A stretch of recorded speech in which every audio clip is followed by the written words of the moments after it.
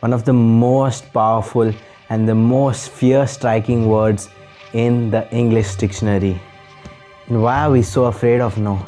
I know I spent most of my life afraid of no and living in fear. Like majority of my childhood, I lived in fear because of two letters. Now the story I'm going to tell you happened in the early 21st century, a time when I was considered cool in school just because I had burned a CD of Maroon 5's latest songs. A time when the iPod just came out and it was crazy, amazingly cool, and I wanted one so bad, but because we couldn't afford one, I had a knockoff MP3 player like that was this small. A time when we had to wait 20 whole minutes just for a 2-minute video to buffer, and even by watching that 2-minute video, just praying and hoping that nobody calls on the landline and interrupts that connection. This story starts off with a lot of excitement because my folks had planned a family vacation on this beautiful, absolutely gorgeous resort somewhere on some island. Like, I do not have the clear picture, but it's kind of blurry and I kind of remember the details, and I just knew that the place was absolutely beautiful. And as a kid, I had so much fun in this rustic, old, kind of in nature kind of resort. It was heaven for me. We even made a friend. When I say we, I mean my elder brother made a friend, and because I'm related to him, then he became my friend as well.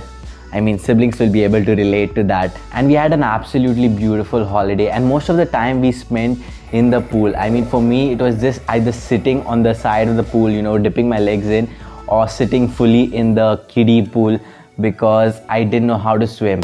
And yeah, also I forgot to mention that this pool had a really long and high slide. I was just standing on the bottom of the slide and just looking at the people coming sliding down at full speed with the biggest smile on their face. But I was just too scared because first of all, I had a fear of heights.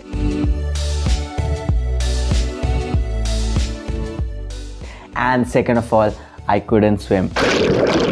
So it was me just observing them. And I think around the last day, my dad convinced me and my siblings to, just go up and try it.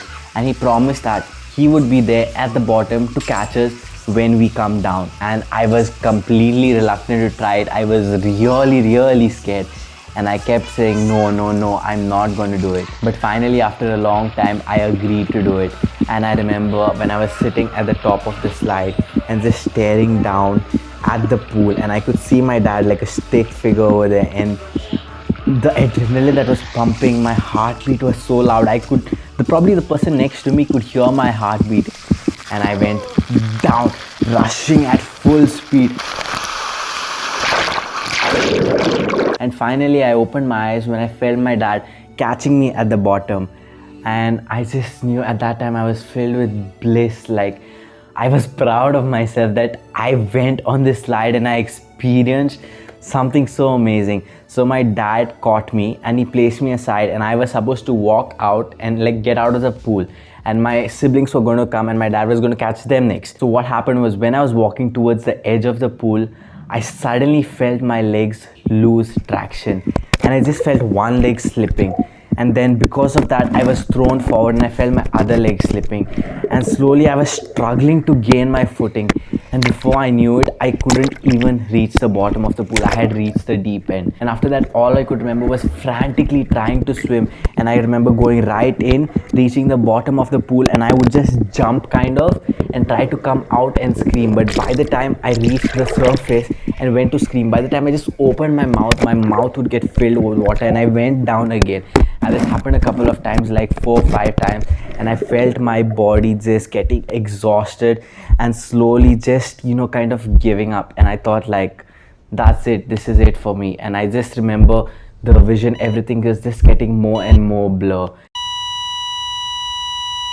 Remember I told you we made a friend at the resort. So this particular guy had entered the area and was just outside the pool, and he saw me come down the slide and he saw me slip and fall into the deep end. And while this seemed like an entire eternity for me, it might have been like 5 to 10 seconds where this all happened. It all happened so fast, and he immediately dived in, caught me and pulled me out of the pool. and the rest of it, I just don't remember the rest of it. I just blacked out.